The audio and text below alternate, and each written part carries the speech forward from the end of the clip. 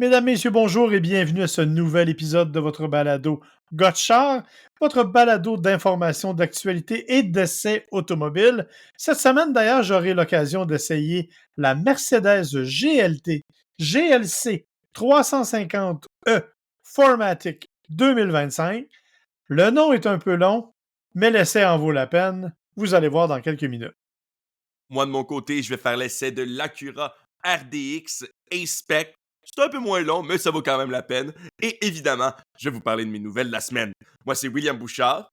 Et moi, c'est Marc Bouchard et vous écoutez Gotchar.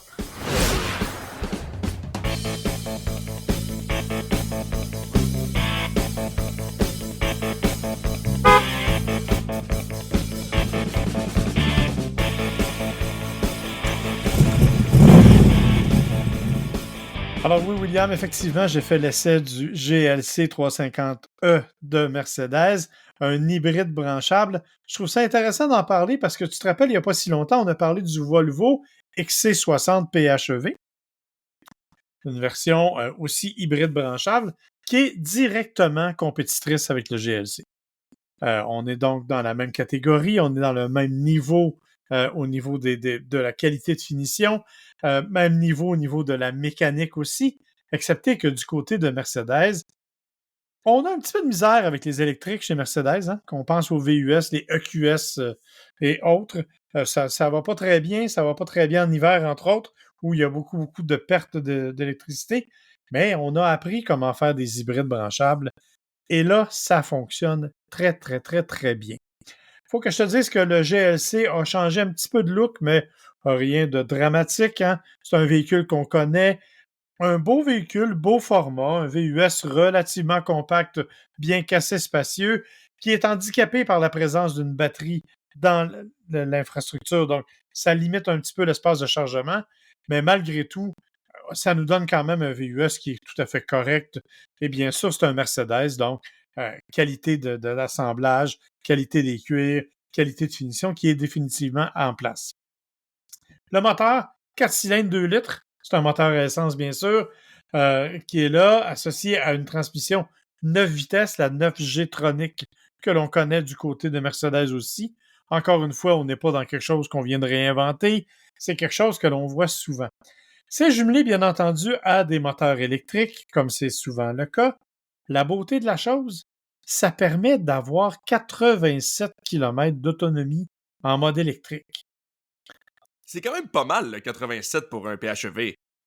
Là, ça commence à être sérieux. Là, on commence à être vraiment plus efficace. Ça pourrait servir littéralement. Tu sais, pas. Moi, je suis pas la clientèle pour ça. Je finis toujours par mettre la batterie à terre. Là, tu sais, tu me connais. En revanche, toi, tu aurais un véhicule comme celui-là, tu mettrais de l'essence une fois par mois dans le meilleur des mondes. Là. En fait, Tu je sais, sais même pas quand est-ce que je mettrais de l'essence vraiment quand j'y pense, parce que pratiquement à chaque fois que je me déplace pour plus que 80 km, ce qui est déjà très rarement, il y a pratiquement toujours une borne à l'endroit où je m'en vais, puis souvent je vais pas juste aller là pour une heure. Donc, tous les problèmes du véhicule électrique sont un peu enlevés avec ça. Écoute, tu viendras récemment, on a discuté avec quelqu'un qui me disait oui, mais ça présente tous les désavantages d'un véhicule électrique et d'un véhicule à essence. C'est pas faux. C'est pas faux. Mais d'un autre côté, ça en présente aussi les avantages dans la mesure où, justement, je pourrais aller à une distance entre guillemets infinie, un mot que j'aime vraiment pas utiliser, hein, on en a déjà parlé sur le podcast. C'est pas infini s'il faut que tu t'arrêtes pour mettre du gaz, là. Mais bon, donc, en m'arrêtant le moins possible et très rapidement pour mettre de l'essence, ce qui est plus vite que de recharger son véhicule. t'es Et trop de l'autre cynique. côté, T'es ben, trop c'est pas cynique. illimité, parce qu'on s'en va dans un monde où de recharger son véhicule électrique, c'est aussi long que de gazer. C'est ça Ouais. l'affaire. Si ça restait encore de façon extrême, plus longue, je te dirais, il y a quand même une comparaison à faire. Là. Il y a quand même une distinction entre les deux. Mais ici, écoute, là, moi, je suis allé me stationner, puis j'ai même pas eu le temps d'aller manger mon plat de pâtes au pacini qu'il fallait que je m'en aille parce que j'allais payer trop cher, parce que j'étais plein, là, tu sais. On est rendu là, on est rendu au moment où tu peux même plus aller manger au restaurant parce que c'est pas assez de temps pendant que tu te recharges, là. Oui, d'un autre côté, tu vois, le Mercedes, sur une borne rapide, c'est quand même 30 minutes de recharge pour 87 km d'autonomie. Parce C'est qu'évidemment, très long, ça. Parce que moi, c'était la Fiat qui a 225 km total, elle était à 0%. Ça a pris 25 minutes et elle était pleine. Donc, on dira ce qu'on voudra de la Fiat. Là, c'est pas une énorme autonomie, mais quand même, c'est moins que ce que tu nous racontes, là. oui, effectivement, mais moi, c'est pas fait. Tu sais, c'est un VUS euh, hybride branchable, donc c'est pas fait pour avoir des vitesses de recharge ultra rapides. Branché sur une borne comme celle que j'ai à la maison, c'est 3 heures de recharge quand même, là. Alors, c'est pas anodin dans le sens où tu sais, tu peux pas dire je me branche puis je repars dans 15 minutes, mais d'un autre côté, c'est pas si long non plus quand tu passes la soirée là puis que tu peux tout simplement gérer là, ta connexion. Euh, Ce qui est intéressant du système électrique aussi, c'est que moi je pourrais dire, il est utilisé de façon intelligente, c'est-à-dire que quand il fait relativement doux, il a fait -1 degré, -3 degrés durant ma période d'essai, ben, je pouvais utiliser l'électricité et j'ai fait 84 kilomètres pour vrai, là. Donc, c'est quand même impressionnant parce que oui, ça a bien fonctionné. En revanche, quand tu arrives à des -20, parce que j'ai aussi eu des -20 pendant ma période d'essai, euh, ben, euh, à ce moment-là, le système agit comme un hybride plus traditionnel et va servir d'appui au moteur à essence. Tu ne peux pas le mettre en mode 100% électrique quand la température est trop froide à l'extérieur. Donc, il va venir compenser. Ça permet d'avoir une économie de carburant intéressante. Moi, j'ai fait surtout de la grande route quand il faisait très froid et j'ai fait en bas de 9 litres au 100. Ce Ce qui qui est pas est, si mal non plus, là. ce qui est pas si mal pour un véhicule qui, quand on combine moteur électrique et moteur à essence, procure 313 chevaux de puissance et un peu plus de 400 livres-pieds de couple. Donc, on n'est pas non plus dans quelque chose de très extravagant en termes de consommation. Je discutais avec quelqu'un ce matin qui conduit un Lexus RX, pas du tout hybride, me diras-tu. Mais lui, quand il fait attention, il est à 11 litres au 100. Alors lui, à 8,8, 8,9, il serait bien content, là. T'sais. Donc, c'est pour ça que je te dis, le système, il est bien géré, il est efficace, il est efficient même, je te dirais, qu'il va vraiment chercher le maximum dans les conditions où il est utilisé. Donc, quand il fait trop froid, il devient hybride. Quand il est relativement doux, ben, il va écouler son énergie électrique avant de tomber en mode essence. Pas particulièrement véloce, là, c'est un VUS, mais le mot sport est peut-être un petit peu galvaudé dans les conditions. On parle de 6,7 secondes pour faire le 0-100. Euh, on n'est pas dans les 4 secondes de d'autres véhicules électriques qu'on a vus. C'est à peu près autant que mon Acura, là, juste pour donner l'idée.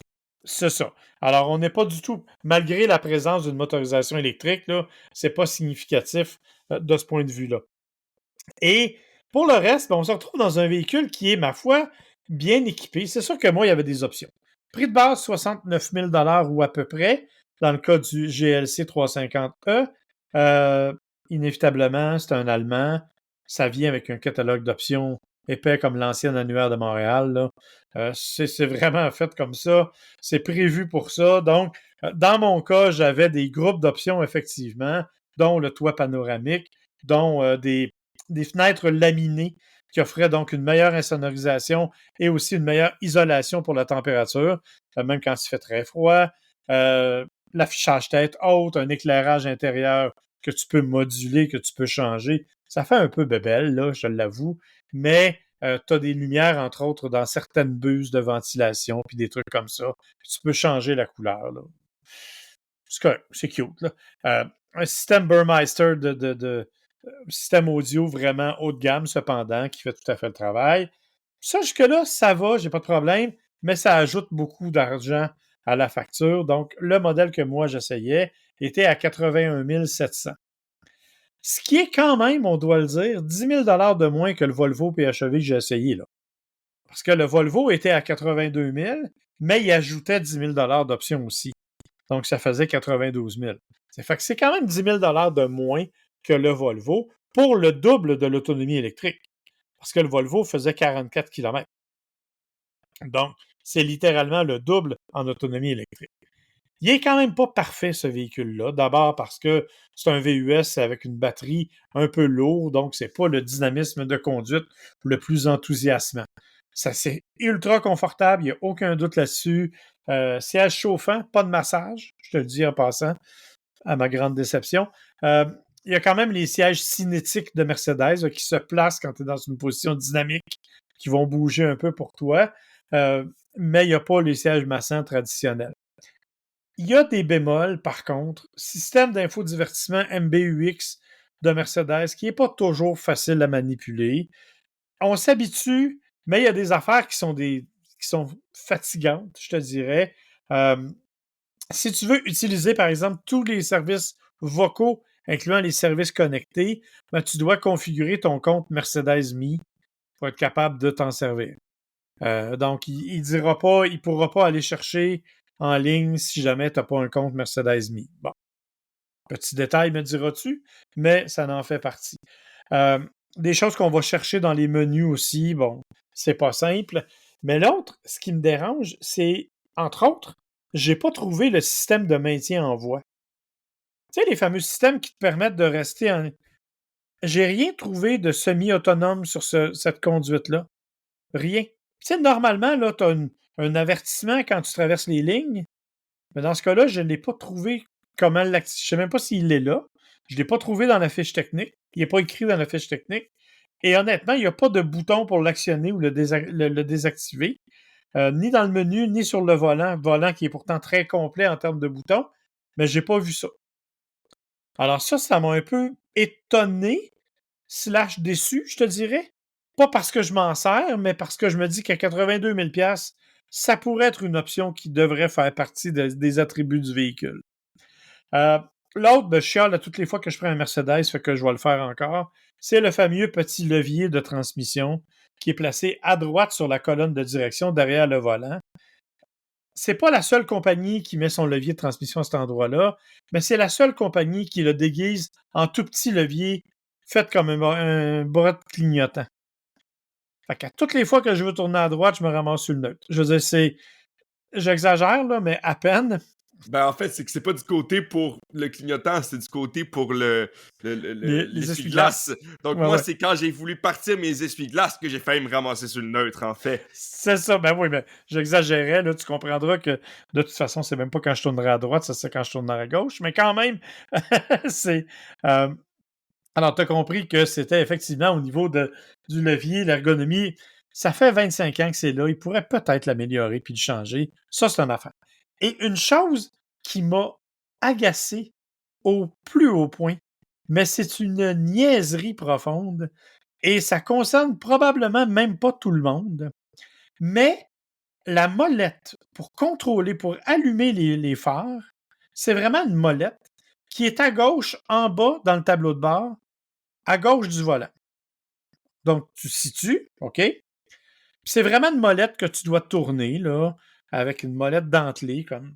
Mon problème, c'est qu'à toutes les fois que j'embarque ou que je débarque, mon genou accroche la dite molette et allume les phares ou les place en un mode que je ne veux pas. Ce qui fait que quand je débarque, j'ai toujours un avertissement qui me dit « Éteignez vos feux ». Pourquoi? Je les ai jamais allumés. Et là, je regarde et je me rends compte que je les ai probablement accrochés avec un genou, soit en embarquant, soit en débarquant, et ils sont allumés. Heureusement, jusqu'à maintenant, c'est arrivé une seule fois que j'ai débarqué et que je m'en suis pas aperçu. Et quand je suis arrivé, les phares étaient allumés, mais j'étais parti 10 minutes. Fait que ça n'a pas affecté rien ni le... Mais ce serait fort possible que je fasse ça le soir en débarquant chez nous, puis que je m'en rende pas compte, parce que j'étais en mode automatique, puis que tout d'un coup, je passe en mode allumé. Ça ne changera rien au niveau de l'éclairage, mais ça se pourrait que le lendemain matin, par contre, je sois moins content d'avoir laissé mes phares allumés toute la soirée, surtout s'il fait moins 20. T'sais. Donc, ça, c'est niaiseux. Je ne sais pas si tout le monde est affecté par ça. J'ai jamais entendu personne s'en plaindre, mais moi, à chaque fois que j'embarque et que je débarque, je m'accroche dans la dite molette et ça me dérange profondément. Comme tu vois, on n'est pas dans des problèmes existentiels très profonds, là. On- Non, mais quand tu payes le prix pour une Mercedes, t'essayes de pas avoir des problèmes comme ça, même si c'est pas très profond. C'est ça. Mais tu sais, c'est des détails, mais je dois te dire que pour le reste, c'est un véhicule qui mérite considération. Parce que si vous êtes à la recherche d'un hybride branchable confortable, luxueux, bien fait et dispendieux à 70 000, on est dans un Mercedes, là. On n'aura pas quelque chose à 35 000 chez Mercedes, on le sait. Mais honnêtement, c'est un véhicule qui vaut la peine, que j'ai trouvé particulièrement intéressant de ce point de vue-là. Toi, de ton côté, tu es allé aussi dans le VUS de luxe, mais un peu différent cependant comme stratégie. Oui, puis écoute, on parle quand même d'un véhicule qui est à légèrement au-dessus de 60 000 donc la version que j'avais, qui est la version A-Spec. Donc oui, on est dans le VUS de luxe, on est dans le VUS compact de luxe, il faut dire, mais on n'est pas non plus dans un véhicule à 100 000. On est quand même dans un véhicule qui risque d'être à la portée de certains de nos auditeurs, ce qu'on peut pas nécessairement dire de certains véhicules, surtout ceux que toi t'essaies des fois, hein. Il y en a certains que je ne crois pas qu'il y a beaucoup de nos auditeurs pour qui c'est à leur portée. Mais ici, je crois qu'on est quand même dans quelque chose de peu plus réaliste. Ouais, je sens un ton un petit peu jaloux dans ta voix, mais c'est correct. On Ça va quand viendra même. avec l'expérience de mon côté. Moi aussi, un jour, je vais pouvoir aller dans des Hey, compagnies et dans des modèles comme les tiens, mais t'as déjà essayé une X7 compétition, là? Moi, je c'est pas t'avoue, faux. Et dans les prochaines semaines, je vais continuer à parler de BMW. Donc, c'est vrai que je pourrais me la fermer un peu. C'est pas faux. Ça, tu viens de marquer un excellent point. Et tu viens aussi de donner un petit spoiler à nos auditeurs parce que c'est vrai que dans les prochaines semaines, je vais vous parler de BMW. C'est ce que j'essaie cette semaine. Dans tous les cas, Acura, RDX, A-Spec. Donc, A-Spec, c'est dans le milieu. La version haut de gamme, c'est la platine A-Spec. Platinum Elite A-Spec, même. Faut pas oublier le Elite. Hein, qui est quand c'est même ça. là presque 5 000 plus cher, même précisément 5 000 plus cher. Donc, je dirais que la grosse différence est dans l'équipement. Je vais y revenir dans quelques secondes. On parle d'un véhicule qui est quand même assez puissant. On parle de 272 chevaux, 280 livres-pieds de couple, un moteur turbo, un rouage intégral. Je l'ai eu à peu près dans la même période que tu as eu ta Mercedes, donc j'ai vécu à peu près les mêmes températures. Évidemment, il n'y a pas de côté électrique à mon véhicule, mais je peux te garantir qu'elle fonctionnait légèrement mieux quand il faisait pas moins 25.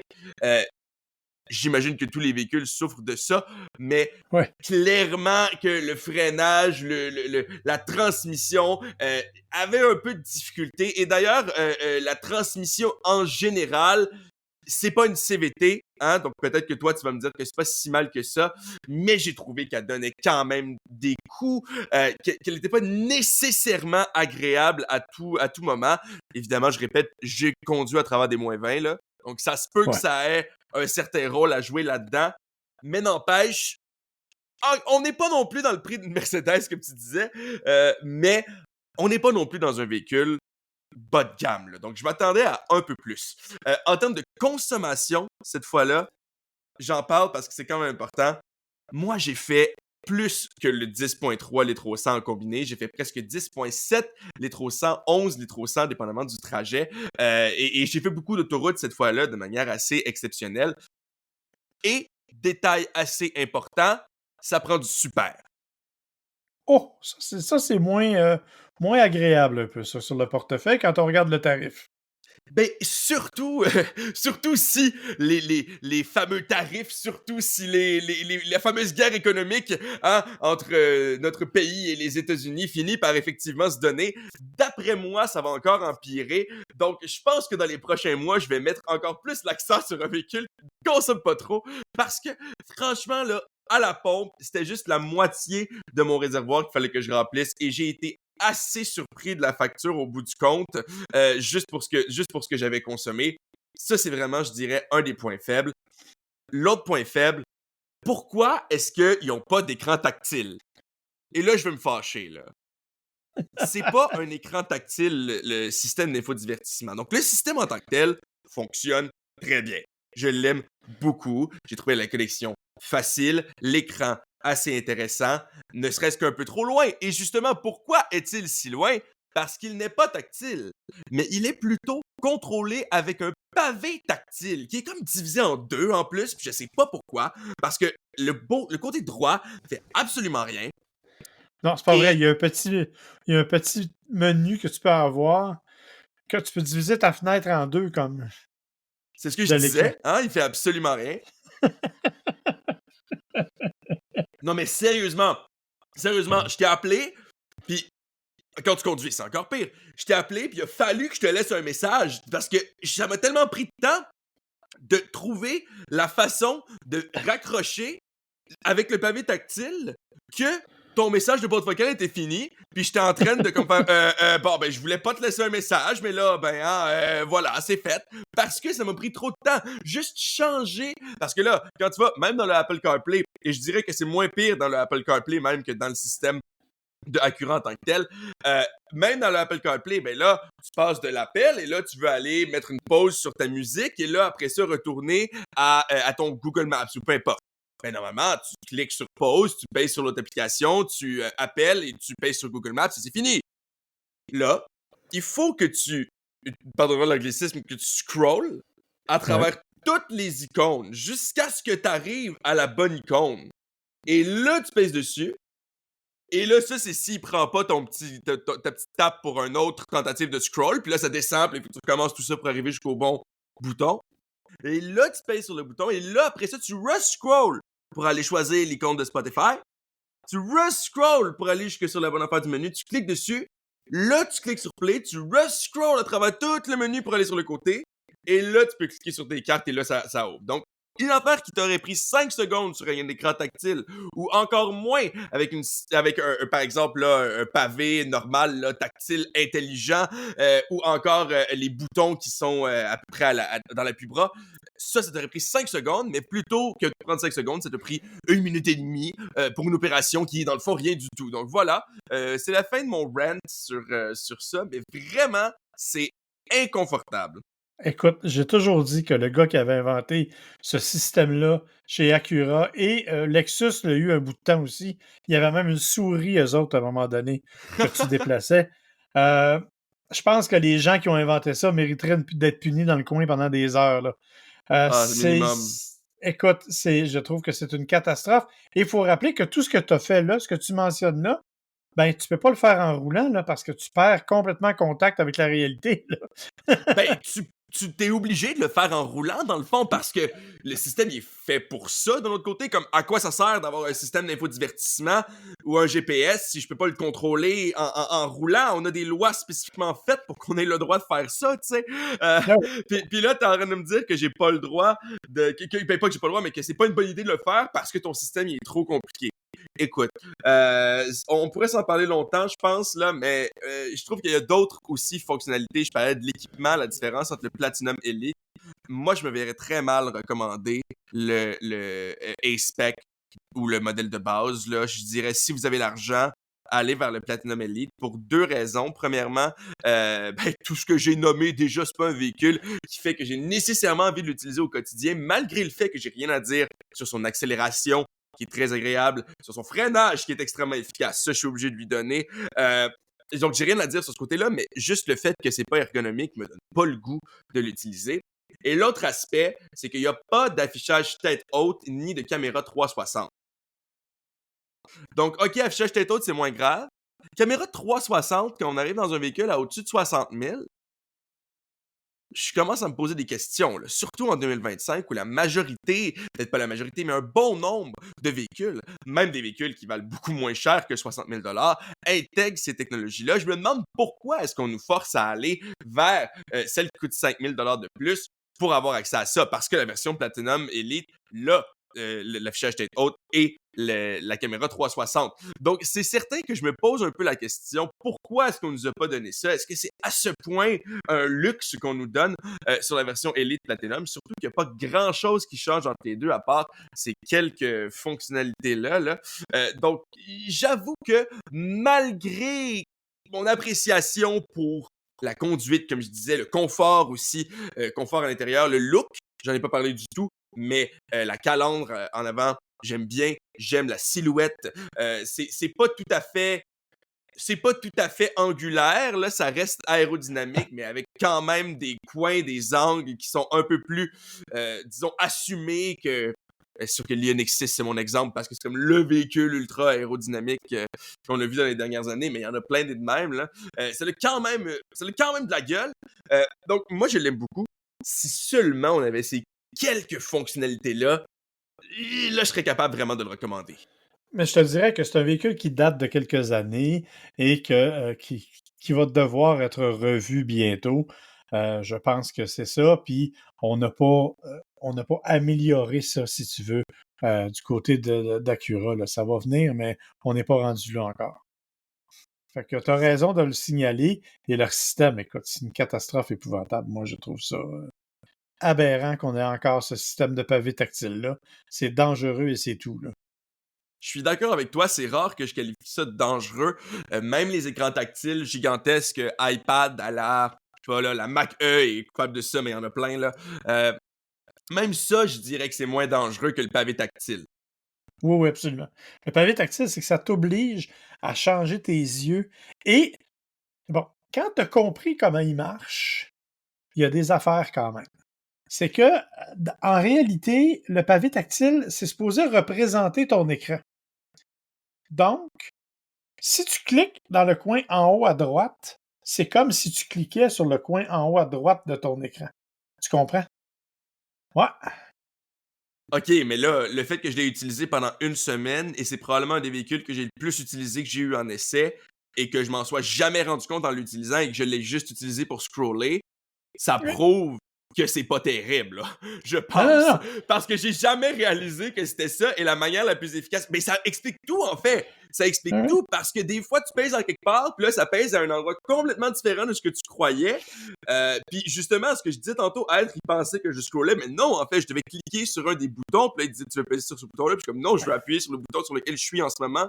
Ah, terrible. Terrible. Ah non, c'est effrayant. C'est vraiment épouvantable, là, mais regarde, oui, c'est donc. T'as raison. C'est une des pires catastrophes de système. Je suis tout à fait d'accord avec toi. Si j'avais essayé ça il y a un mois, ça aurait été mon flop de l'année. Bon, le véhicule, lui, mérite quand même considération, Ah là. oui, je parle du Euh, pavé tactile, là. Je parle du pavé tactile, pas le véhicule. Honnêtement, comme je le disais, le véhicule est quand même très intéressant. Si c'était pas du prix après ça à la pompe, hein, comme j'ai dit, je l'ai beaucoup utilisé, donc c'est un peu de ma faute. Mais 11 litres au 100 avec du super, là, ça ouais, non, commence à coûter j'avoue quand même que. cher. C'est ça. Non, j'avoue que dans ce temps-là, tu commences à friser un peu. Surtout que c'est Ben, pas non plus une bête, là. non, non, effectivement. Fait qu'une semi-bonne note, disons, pour l'Acura Ouais, RDX. un gros 6-7 sur 10, là. Quand même, là, c'est mieux que rien. Avant de te laisser aller dans tes nouvelles sérieuses et moins sérieuses, moi, je vais t'en parler d'une parce que ça fait longtemps qu'on en parlait et ça s'est enfin confirmé au cours des derniers jours. C'était le Salon de l'Auto de Chicago. En passant, avant de parler du Salon de Chicago, il y a dans 2 semaines, 3 semaines à peu près, 2 semaines, je ne sais plus, le Salon de l'Auto de Toronto, qui est le Salon canadien de l'automobile. Écoute, on trouvait que Montréal, il n'y avait rien comme nouveauté, là. Ben, à Toronto, c'est pas mieux. On a Ouais, c'est reçu pas l'horaire. rare, hein, qu'on se compare avec Toronto puis qu'on se sent mieux. Ah non, c'est. Mais là, on a reçu l'horaire des journalistes, si tu veux, de la journée de presse.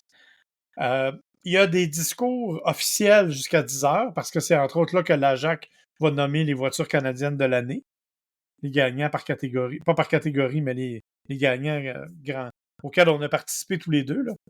Le vote auquel on a participé tous les deux. Oui, puis je pense qu'on peut dire par catégorie, mais dans le sens que c'est pas les mêmes catégories qu'avant, il faut dire. Là, je pense que c'est ce que tu voulais dire, dans le sens qu'avant, Voilà, on c'est avait là. Là, pratiquement c'est un vote voiture de par chaque l'année. segment, là. C'est ça, c'est plus par segment. Voilà. Ceci étant dit, ils vont donc nommer ces gagnants-là. Et il y a, après ça, des conférences de presse. Il n'y a rien. Il y a Volvo qui présente le nouveau XC90. Il y a un hommage à Cadillac par une exposition de voitures à Cobble Beach. Il y a Lego puis il y a Hot Wheels qui font des conférences de presse. Puis à partir de midi, c'est visite libre. Je te rappelle que jusqu'à 10 heures, il y a des discours officiels Fait pour qu'on a un l'ouverture. gros 2 heures, puis là-dessus, il y en a la moitié que c'est des jouets. Ah oui, puis écoute, il essaie d'attirer des journalistes, là, moi je vais le dire, là. Tu regardes dans l'horaire, tu as même un cadeau de la part de Gulf. Je pense que c'est Lego ou Hot Wheels, je sais pas trop, là. C'est vraiment. En tout cas, moi, Ah je ben, n'y le vais pas. CD Lego, faut que j'y aille, par exemple. Moi, je n'y vais pas. Je me rendrai pas. C'est pas vrai que je vais me rendre à Toronto pour ça cette année. C'est normalement, chacun des manufacturiers fait un événement, quelque chose comme ça. Cette année, zéro. Zéro, zéro, zéro. Ben, habituellement, c'est comme ça. Tu sais, il faut dire qu'on n'est pas payé là, pour ces voyages-là. Donc, la Non, seule façon qu'on peut vraiment réussir à accéder à ça, souvent, c'est parce que les manufacturiers nous aident nous avec le invite. transport, l'hébergement, tout ça nous invite. Donc, c'est probablement pour ça que tu y vas pas, là. Ben, c'est en partie pour ça, mais c'est parce que ça vaut pas la peine. Tu sais, si la journée avait été remplie, comme les années précédentes, de conférences de presse à tous les demi-heures, ben là, tu dis ça vaut la peine parce que je vais aller découvrir des nouveaux modèles, on va pouvoir s'en servir pour produire du contenu, puis ça va être agréable. Mais là, ça vaut même pas la peine. Toyota fait une réception la veille, euh, comme ils ont fait au Salon de l'Auto de Montréal. C'est la même présentation qu'à Montréal. Exactement la même. Sauf qu'elle est en anglais au lieu d'être en français. Euh, c'est vraiment, vraiment, là, il n'y a pas de grandes nouveautés. Tellement que j'ai quasiment plus hâte au Salon de l'Auto de Québec, qui a lieu du 4 au 9 mars. Parce qu'à Québec, ce sont les concessionnaires qui sont là. Donc, toutes les marques sont là. Ils ont annoncé cette semaine qu'il y aurait 35 marques présentes au Salon de l'Auto de Québec. Des marques qui étaient ni à Montréal, ni qui ne seront pas plus à Toronto. Euh, et vous aurez droit à une conférence de Marc Bouchard et Daniel Boudreau pour l'émission Virage. Fait Ah, que ben là. c'est sûr qu'il faut aller au Salon de Québec. Mais tout ça pour dire que, Nettement, il était déjà supérieur à cause de ça, ça veut dire, là. écoute, ça, puis hey, l'année passée, là, sans blague, bon, je fais l'émission Virage à la télé pour ceux qui ne le savent pas, euh, et ils ont fait la promotion de Virage. Il y avait un panneau publicitaire qui faisait 12 pieds de haut Avec ta face dessus. par 16 pieds de large. Je mets nos faces dessus. Tellement que je l'avais autographié. Mais mettons qu'on retourne à l'actualité, là. Du côté de Mettons Salon de qu'on retourne à Chicago, l'actualité. il n'y avait pas de panel de Marc Bouchard, mais on a vu des nouvelles choses quand même, là. Ouais, il y avait le salon Subaru, il y avait le salon de Chicago où on a présenté chez Subaru enfin la version hybride du Forester. Ça faisait déjà plus d'un an on en avait parlé. Au salon de Los Angeles, il y a un an et quelques mois, on avait annoncé l'arrivée d'un Subaru Forester hybride. Et là, ben, c'est confirmé. Il y aura effectivement une motorisation hybride sur le Forester. Même motorisation que l'on va retrouver sur le Crosstrek à compter de l'an prochain. Le Forester, lui, va arriver ce printemps et plusieurs mois plus tard, c'est le Crosstrek qui va en être équipé. Donc, ça, c'est une bonne nouvelle.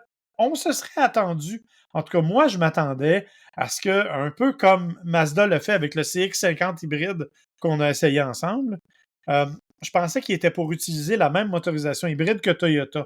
Or, c'est pas tout à fait le cas. Oui, ils prennent un moteur à cycle Atkinson, qui est un 4 cylindres, bien sûr, un peu comme Toyota le fait, un moteur 2.5. Mais on a modifié un peu la façon de faire.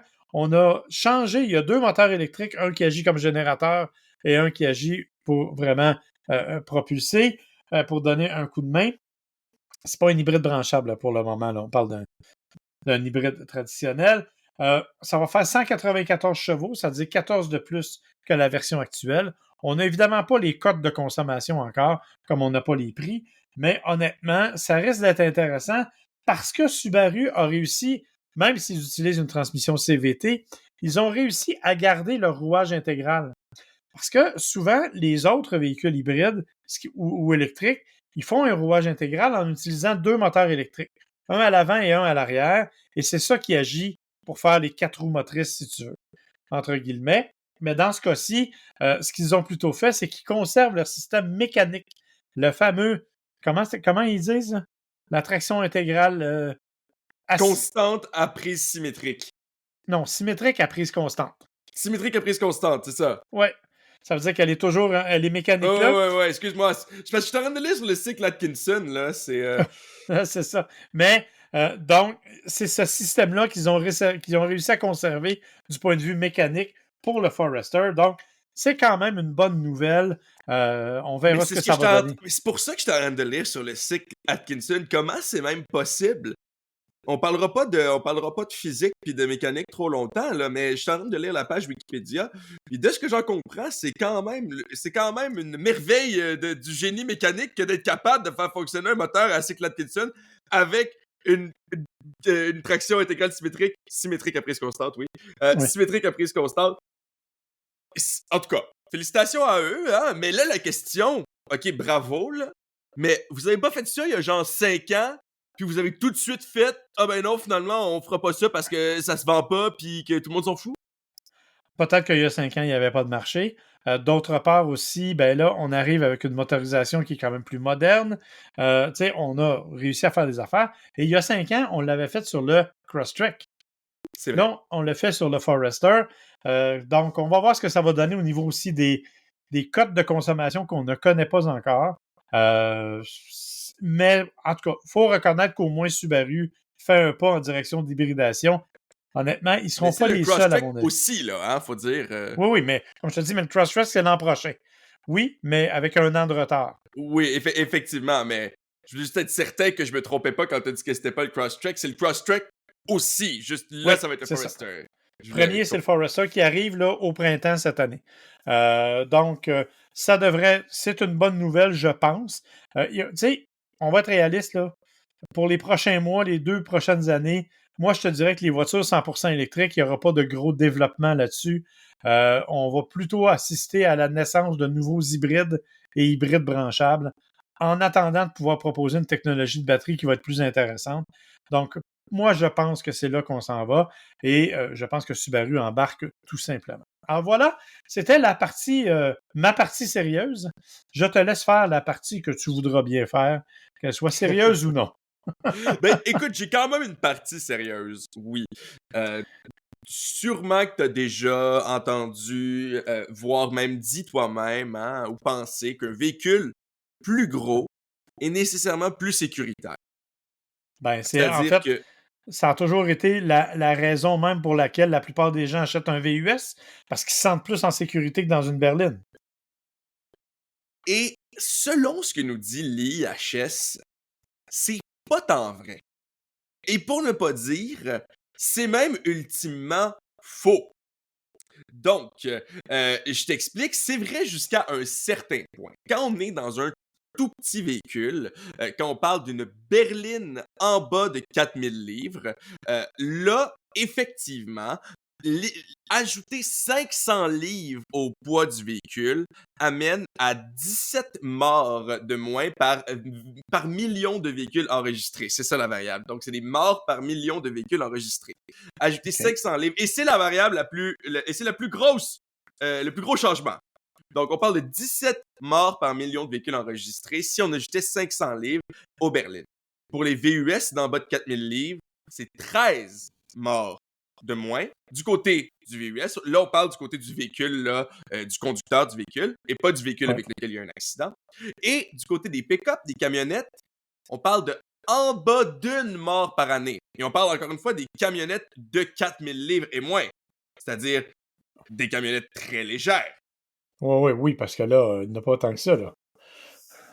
Maintenant, si on va dans l'autre catégorie, c'est-à-dire les véhicules plus lourds, au-dessus de 4000 livres, ben maintenant, on se rend compte que du côté des VUS et des pick-up, ça amène à en bas de une mort de moins par million de véhicules enregistrés de rajouter 500 livres. Et du OK. côté des berlines, rajouter 500 livres cause 2 morts de plus Ça veut du dire que. côté des conducteurs. Et pas du côté du véhicule en collision. Mais du côté des conducteurs, rajouter 500 livres à une berline déjà lourde cause 2 morts de plus par million de véhicules enregistrés. Selon les IHS, là, je parle des résultats de l'étude. On peut en reparler longtemps, mais c'est ce que ça nous dit. Est-ce qu'il explique comment? Pourquoi? Parce que, C'est des... je ne sais pas, moi, j'essaie de comprendre en me disant, écoute, si ça pèse 5000 livres, quand ça rentre, je peux comprendre que ça va maganer l'autre voiture beaucoup plus, hein? À 5000 livres, c'est un peu fatigant quand tu le reçois dans le front. Mais je- j'avais comme l'impression que toi, ça te protégeait davantage en empêchant plus de déformation. À moins que ce soit le contraire, justement, que ton poids soit tellement lourd qu'aussitôt qu'il transfère un peu d'énergie, cette énergie-là se transpose automatiquement dans l'habitacle, puis c'est toi qui payes pour, là. Je pense qu'il y a en partie ça. Puis je pense que 2 morts aussi terrible ça peut sonner, statistiquement, je pense que quand on parle de un ou deux de plus par million de véhicules enregistrés, ça peut aussi être une anomalie statistique. Ça peut être bien des choses parce que c'est Ouais. basé sur des vraies données d'accidents. Là. C'est basé sur les vraies données d'accidents mortels en Amérique du Nord. Donc, c'est pas des simulations ou peu importe. Là, je connais pas le calcul exact. De toute façon, je suis pas ce genre, je suis pas ce genre de scientifique du tout. Mais tout ça pour dire, ça, on parle vraiment uniquement du côté conducteur. Si on va du côté du véhicule avec lequel on entre en collision, ben là, tu dois t'en douter, on parle de 1 ou 2 morts à peu près en rajoutant, de plus, hein, en rajoutant 500 livres au berline ou au VUS. Et ça, c'est peu importe la classe, là, en bas de 4000 livres ou au-dessus de 4000 livres.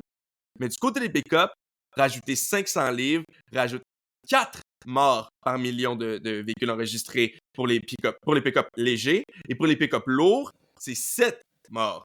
Donc, rendu du côté des pick-up, non seulement ça change absolument rien pour le conducteur d'avoir un véhicule plus lourd, c'est, de manière pratique, là, plus dangereux pour les autres d'avoir un véhicule Ouais. plus lourd. Je suis impressionné. J'aurais jamais pensé ça. Honnêtement, là, moi, j'étais Puis moi, convaincu devant tout ça, que le véhicule plus lourd était plus sécuritaire. C'est la base même, je te dis, des notions de sécurité qu'on a depuis des années, j'ai l'impression. ce que nous dit le président de l'IIHS, c'est que ça vient sans doute du fait qu'aujourd'hui, on est dans un marché sur lequel les véhicules ont un poids beaucoup plus similaire qu'il y a plusieurs décennies, par exemple. Ou, par exemple, les VUS vont parfois peser le même poids que les pick-up, les camionnettes, et même des fois des berlines, par exemple, électriques, peuvent peser le même poids que le VUS qui va peser le même poids qu'une camionnette. Donc, c'est ce que nous dit le président de l'IHS. C'est peut-être pour ça qu'on voit très peu de changements du côté, par exemple, des VUS plus lourds, des pick-up plus lourds, mais qu'on en voit plus en termes de VUS légers et de berlines légères. Mais c'est sûr aussi que quand on rajoute du poids, on rajoute de la force. Puis je dirais que devant ça, ça commence à me faire comprendre les mesures de certains, par exemple, des pays européens qui vont charger plus cher par rapport au poids de ton véhicule. Je pense qu'il y a quelque chose vraiment à se poser comme question parce que si on a de plus en plus parce qu'une étude, ça veut rien dire, mais si on a de plus en plus de points de données qui nous montrent ça, ben clairement, peut-être qu'il y a un petit examen de conscience à faire là-dedans. Je serais pas surpris si dans quelques années, ce qu'on croyait auparavant était un petit peu tourné sur lui-même. Ouais, t'as raison. Non, écoute, c'est troublant un peu parce que ça vient un peu bouleverser la pensée qu'on a toujours eue. Mais d'un autre côté, il y a une certaine logique, là, c'est sûr. Est-ce que tu es prêt à manquer totalement de logique? Parce que là, c'est ce segment de l'émission maintenant. Ouf, oui, avec toi, je suis toujours un peu prêt à manquer totalement de logique. Ben oui, ça fait 25 ans. Donc, Pre- euh, Prends-le comme tu voudras, William. donc, ta Mercedes, hein?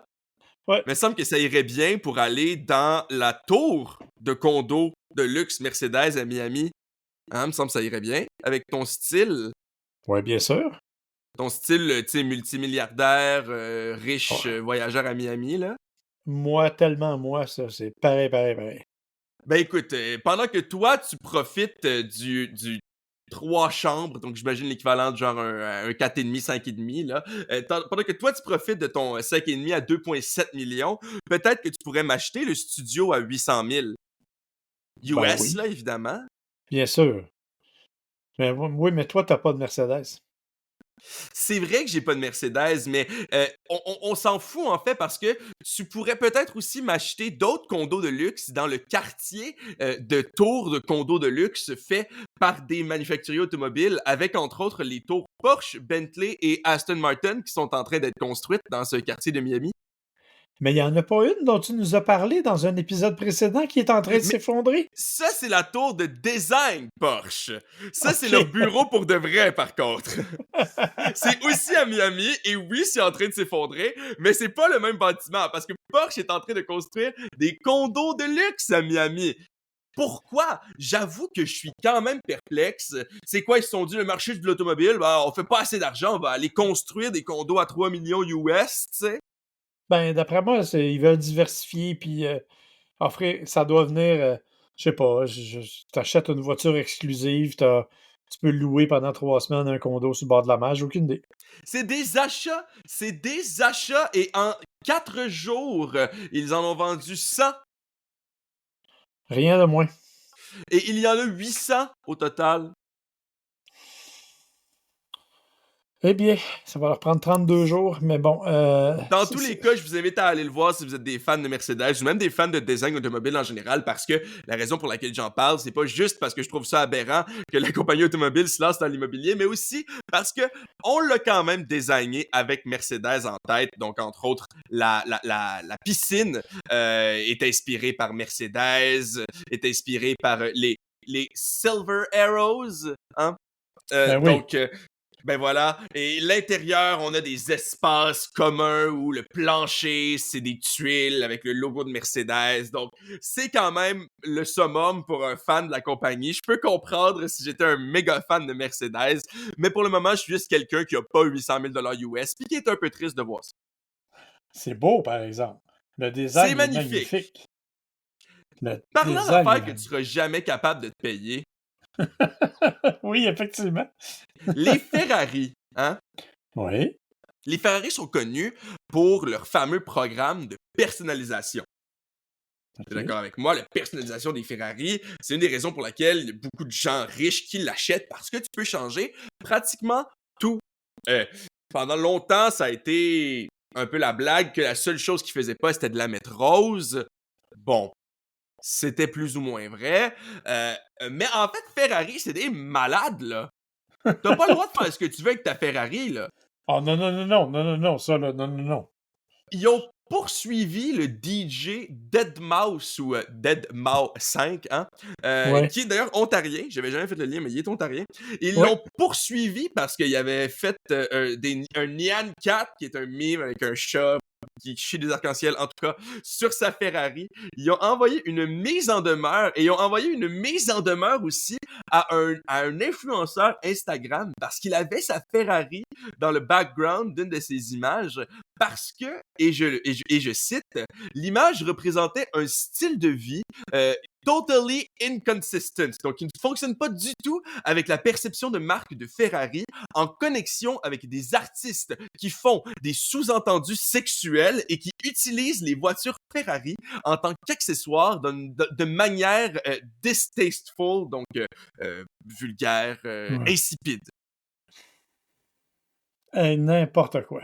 Je veux Et dire, là, la raison pour laquelle je t'en parle, c'est parce que Benetto Vigna, donc le PDG de Ferrari, a dit que maintenant, il allait limiter les options de personnalisation pour être vraiment certain qu'il n'y ait pas besoin de mettre en demeure personne, j'imagine, là. Et maintenant, ils vont limiter, entre autres, les combinaisons de couleurs que tu peux choisir pour être vraiment certain qu'ils ne font pas, et encore une fois, je cite, une voiture étrange. Hey, faut pas se prendre pour du 7-Up flat, là!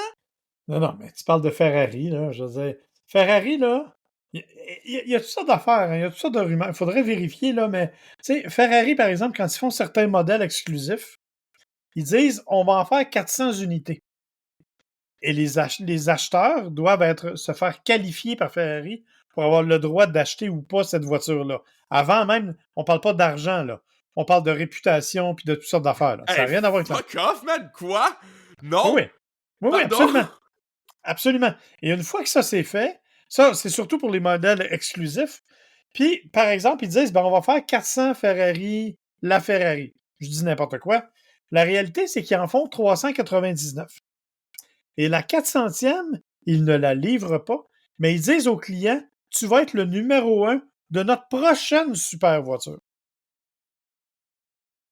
Et pourquoi? Parce que comme ça lui accorde une certaine exclusivité. Et monsieur, qui de toute façon en a probablement 22 dans son sous-sol, des Ferrari, est plus flatté et fait partie d'un club select par rapport à. Hey, ouais. C'est Tu parles de triste Ferrari. pareil, hein? Tu sais, Will, je m'excuse, là, mais Ferrari, c'est très particulier. Euh, j'ai toujours eu de la misère avec cette compagnie-là pour cette espèce d'approche. Tu sais, quand on parle d'élitiste, là, C'est ça. Mais, Ah là, ça, c'est pas de l'élitisme, là. Si tu mais, basais ça sur quelconque valeur réelle, ok, oui, je suis d'accord, mais là, dire qu'une couleur William, est objectivement plus pas étrange qu'un autre, là, William, quand Ford a lancé la nouvelle Ford GT, la nouvelle génération, il en faisait un certain nombre. Et pour en acheter une, tu devais remplir des questionnaires, des formulaires, et tu devais être approuvé. Et ça dépendait notamment de ta présence sur les réseaux sociaux. Ça dépendait d'un paquet d'affaires. Et tu n'avais même pas le droit de la vendre. Je pense que tu avais 2 ans où tu n'avais pas le droit de la vendre pour éviter la spéculation. mais ça, c'est pas mal la seule affaire que je suis d'accord, je te dirais. Puis il y a quelqu'un qui l'a vendue au bout de 8 mois en disant je l'aime pas, je t'ai écœuré, j'ai pas le goût de la conduire. Ben, il s'est fait poursuivre pour bris de contrat. Ben, honnêtement, ce genre d'affaires-là, c'est des pratiques qui devraient être de plus en plus acceptées. On pourrait en parler encore une fois pendant des années, je pense, là, mais c'est un problème. Parce que là, l'autre tactique, c'est juste d'augmenter le prix au même prix que les scalpers, là, ce qui est pas nécessairement mieux, là. Mais dans Non, non, tous je suis les d'accord. cas, non seulement je n'allais jamais avoir l'argent de m'acheter une Ferrari, mais en plus, je vais pas m'en acheter. Hein? Entendez-moi, Ferrari, là. William Bouchard, il va pas vous en acheter. OK? Restez chez vous, ok? Moi, je vais pas aller m'en acheter de Ferrari. Je veux juste te dire que, bon, sans rentrer dans les détails, il se peut que tu partes en voyage en Italie dans quelques mois et que tu ne seras pas très loin de de l'usine Ferrari et du musée Ferrari, que, je l'espère, tu vas aller visiter. Tu vas pouvoir aller visiter le musée Lamborghini aussi, là. Un Mais musée, c'est quand même différent, je te dirais, là. Mais bon, écoute. On en reparlera dans un an si tout ça fonctionne. Maintenant, d'autres petites nouvelles par contre. Est-ce que tu savais à quel point c'était facile de désactiver ton véhicule à distance? non. Vraiment beaucoup, très, très, très facile. Alors, en Georgie, il y a un concessionnaire qui s'appelle US Auto Sales, qui avait 39 concessionnaires même, donc c'est un groupe de concessionnaires, qui est un gros groupe. On parle de 400 millions de dollars de revenus. Ben, leur, disons, leur slogan presque, c'était qu'ils acceptaient n'importe qui. Donc, on se doute que ce genre de comment dire, ce genre de groupe-là n'est probablement pas ceux qui font les affaires de la manière la plus propre. Et ça a été prouvé en cours qu'effectivement, il n'était pas tant propre que ça. Et ils ont notamment admis, et ça, c'est juste ceux qu'ils ont admis, qu'ils avaient désactivé des véhicules par erreur. Donc, normalement, c'est par exemple s'il ne paye pas son véhicule.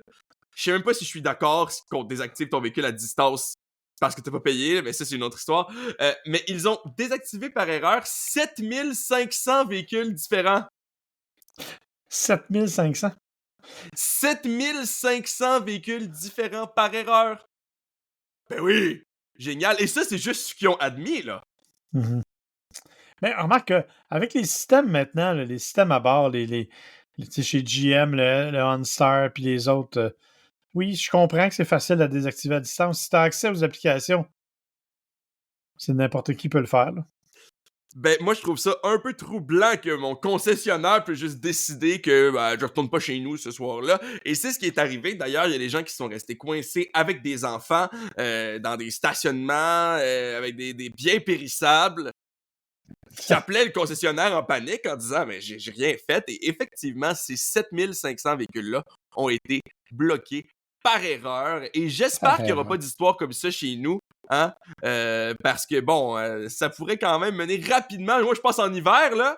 T'es pogné dans quelque part, pas capable de rentrer dans ton auto ou pas capable de démarrer, là. Ça Non, pourrait être plus j'avoue que dangereux encore qu'en Georgie. par erreur, faut le Par rappeler. erreur. Par erreur. Même pas parce que t'as pas payé. Déjà, je trouve ça complètement aberrant de le faire parce que quelqu'un a pas payé. Je répète, je pense pas que quelqu'un mérite de genre mourir d'hypothermie dans la neige parce qu'il a pas payé son char. Mais là, si en plus c'est par erreur, là, c'est carrément Non, non, je suis horrible. d'accord avec toi, c'est complètement débile. Ok, maintenant une dernière affaire. Stellantis est vraiment dans la merde. Hey, ils ont décidé qu'ils ramenaient le Durango V8 EMI. Ah, non, pas en tout, pas en tout. Ça se passe à l'usine de Kokomo, en Indiana. OK. Donc, il y a une lettre qui a été envoyée par le Manager of Wellbeing, Health and Safety, donc bien-être, santé et sécurité, Monsieur Tyler Adams, qui dit que dorénavant, ils allaient refuser d'envoyer leurs équipes de lavage dans les salles de bain parce qu'il y avait eu trop d'incidents où un employé de l'usine avait fait de la peinture sur le mur des toilettes avec sa propre peinture. Écoute, que ça arrive une fois par accident ou par vandalisme, c'est possible, mais là, quand tu refuses d'aller faire du ménage, ça devient une habitude, là. Le président a dit chaque salle de bain trouvée dans cet état grotesque sera immédiatement barrée et mise hors service jusqu'à nouvel ordre. Ouais, on va dire comme toi, ils sont dans... Et laisse-moi terminer sur un gag que c'est pas moi qui a fait, mais t'as compris que sur Internet, hein, les gens rient de Kokomo en faisant toutes sortes de magnifiques jeux de mots à la Kakamou et autres magnifiques jeux de mots comment dire, de haute voltige. Oui, ouais. que je ne répéterai pas sur notre podcast, mais tout ça pour dire, mon Dieu, même à l'intérieur de Stellantis, il y a des gens qui se disent que c'est à ce point-là de la merde. Là. Ça les fait chier à ce point-là. Ouais, c'est épouvantable, ça, par exemple. Sérieusement, là, quelle horreur. Surtout voir que ça fait des sites de nouvelles automobiles parce que ton boss, il a dû envoyer... Comme je suis certain que la personne qui a fait ça, elle se doutait pas qu'un podcast québécois allait parler de ses exploits d'excrétion, là. Non, j'avoue que c'est assez particulier. Alors, c'est sur cette note que je ne sais trop comment qualifier, en fait, pour être franc. C'était le digestif. Ouais, c'est ça. Que va se terminer ce nouvel épisode de Gotchard. On espère bien sûr que ça vous a plu. On vous rappelle évidemment qu'on est disponible sur toutes les plateformes. On vous demande de vous abonner, de nous donner des petites notes de 5 étoiles parce que ça nous aide beaucoup à faire circuler le podcast un peu partout. On aura l'occasion, bien sûr, là, de vous reparler d'ici quelques temps, d'ici 2 semaines ou à peu près pour un nouvel épisode. En attendant, on vous invite, si vous avez des questions, à venir soit sur la page Gotchard Podcast sur Facebook, soit nous envoyer vos questions à info@gotchard.com ou encore à passer par nos pages Facebook personnelles. Ça nous fait plaisir de répondre à vos questions. On vous l'a dit, on est là pour s'amuser, mais on est aussi, croyez-le ou non, des journalistes sérieux et on connaît les produits dont on parle. Ça paraît un peu moins quand on parle de ça, là, mais écoute... Ouais. Disons qu'on est des journalistes sérieux et très ouverts d'esprit sur, sur la notion automobile. Polyvalent. Alors, mon cher, donc, comme je le disais, on va revenir avec un prochain épisode dans 2 semaines de Gotchard. En attendant, je vous souhaite bonne route.